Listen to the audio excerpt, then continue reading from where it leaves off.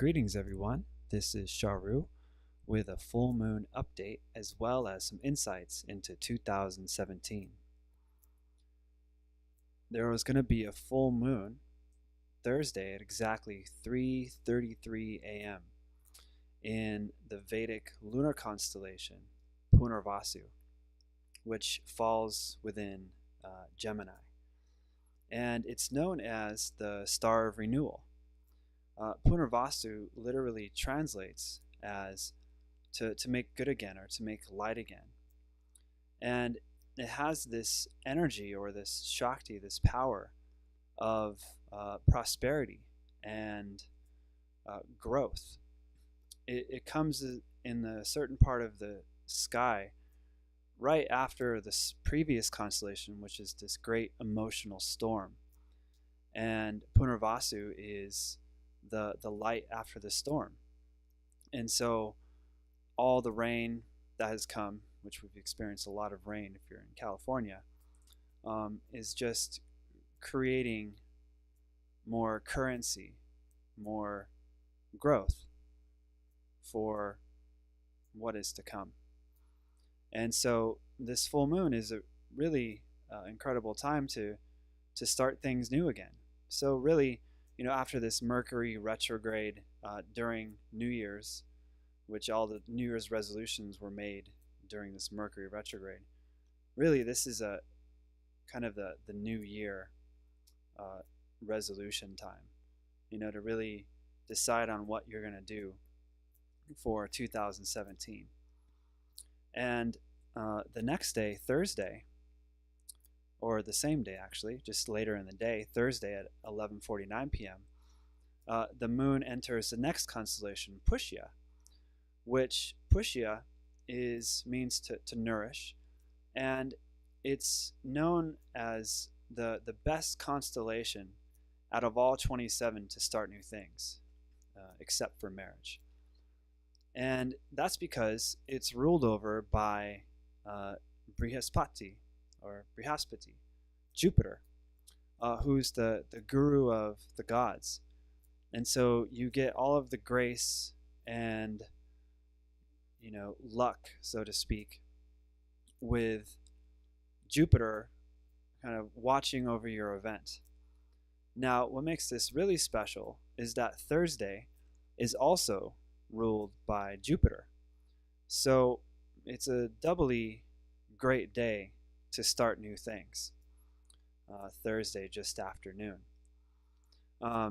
So, if you're feeling a little discouraged about your New Year's resolutions or starting things new in the new year, Thursday is a good day to kind of restart again. Now, however, there is going to be a major transit coming up with Saturn. And so as far as, making, more long-term plans during this full moon, we want to kind of check in first with what's to come with this Saturn going into a new constellation. Now, this happens on January 26th. And so things leading up to January 26th, we're kind of finishing the lessons of Saturn moving out of Scorpio and all of the upheaval and craziness that happened the last year is really coming to a resolution. Now, however, this point in the sky, as you can see here, is the transition between Scorpio and Sagittarius, which happens to be one of the most volatile places in the sky. If you're actually able to look up into the sky, you would see Saturn going through the galactic center. And it's basically a black hole. It's this immense amount of energy. And things are uprooted.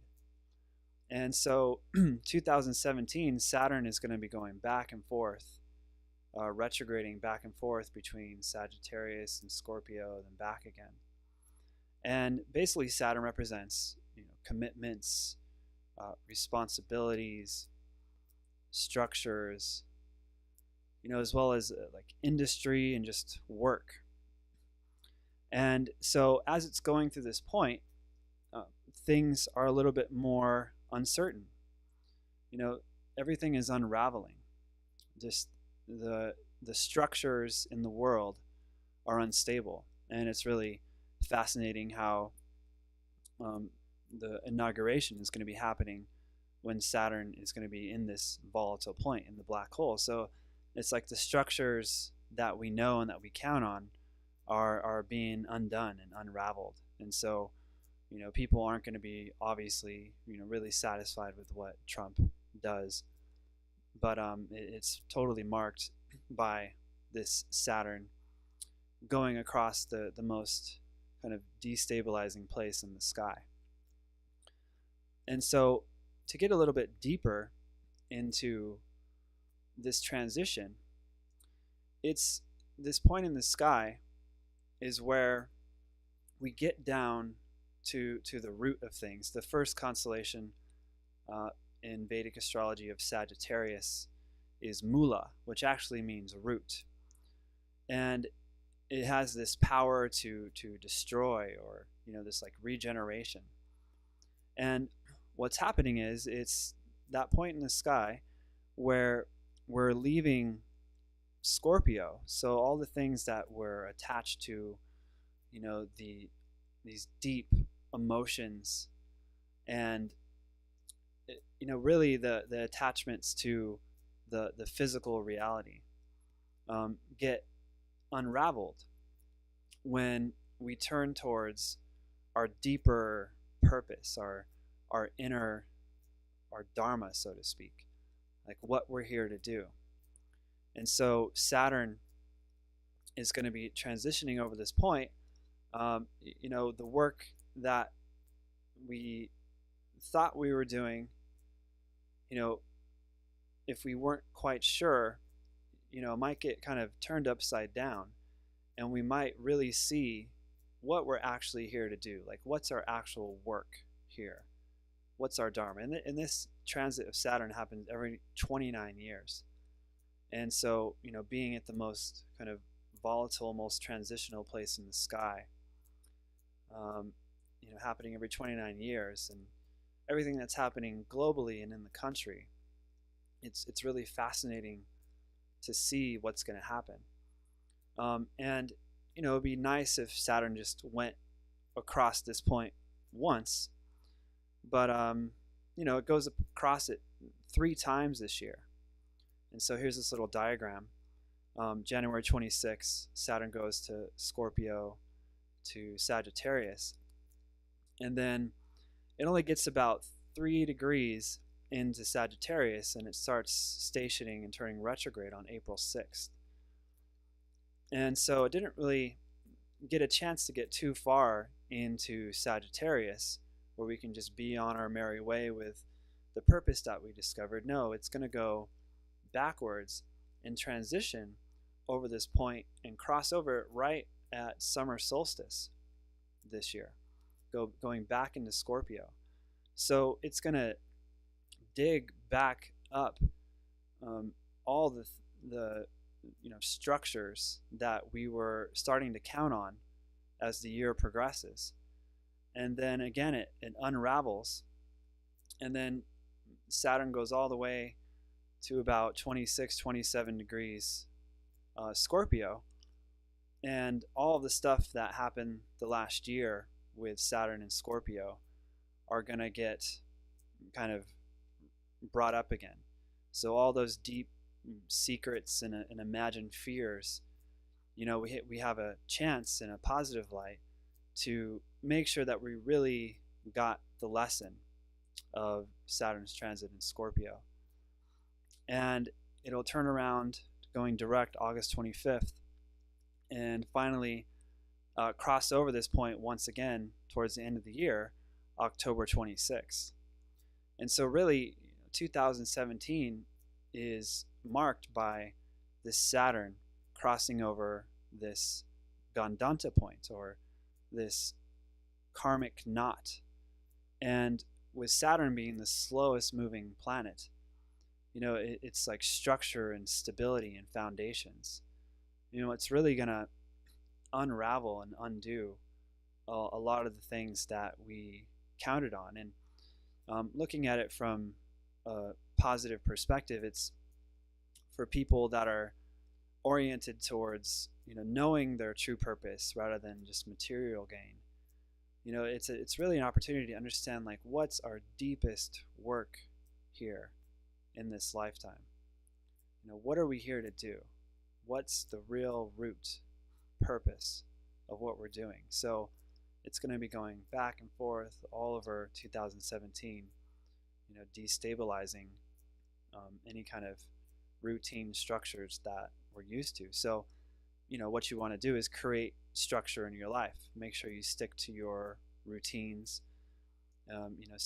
Do some kind of exercise routine always, but stick to create structure when there isn't so much structure going on in the astrological weather forecast.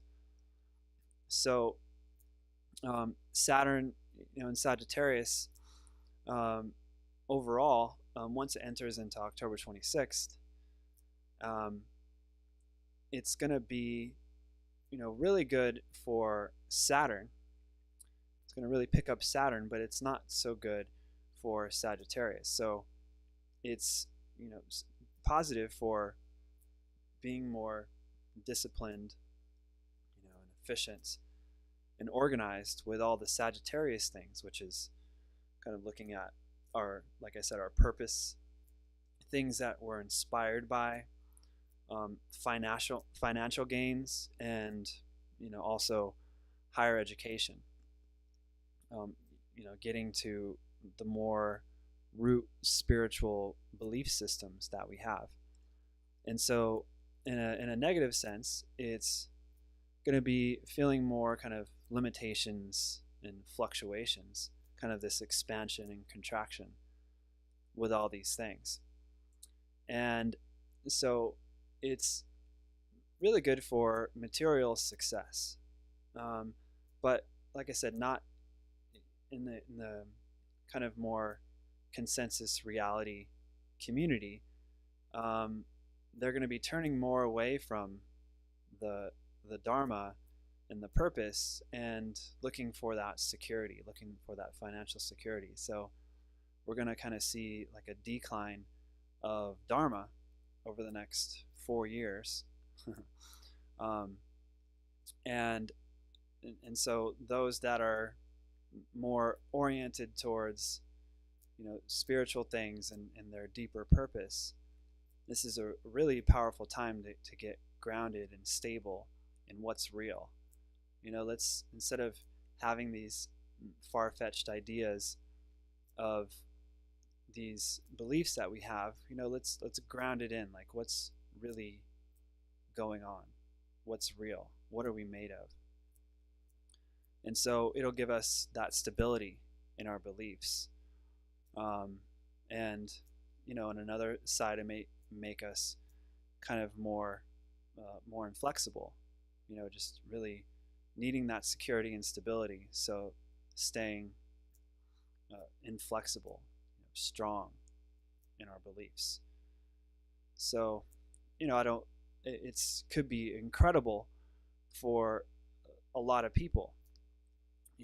Everybody's horoscope, everybody's birth chart is different, and it can affect you in different ways. But just globally, we're going to see this kind of decline in Dharma and more of a focus on financial stability and security. But I'm going to use this transit, to get deeper into my core, into my work here, really stay focused and disciplined towards those things. And so when Saturn enters a new sign, it's like we get a new homework assignment. It's like Saturn enters into the classroom and gives this homework assignment in this new area of life. And so it's, you can kind of start doing the homework and just do your discipline and do it every day in that particular area of life. If it's relationships, it would be being clear about your boundaries in relationships, knowing when to say no in relationships. And for career, it would be, get you to be more driven and organized.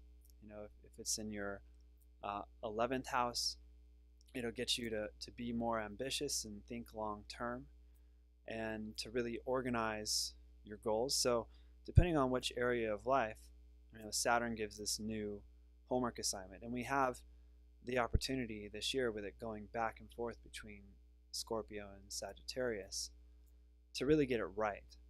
And so, to help people out, I'm going to be offering these Saturn transit readings till the end of January for a 20% discount. And you just enter in all caps Saturn into the booking app and you can get the discount. Thank you all for listening, and stay tuned for more Vedic astrology info as the year goes on. Blessings.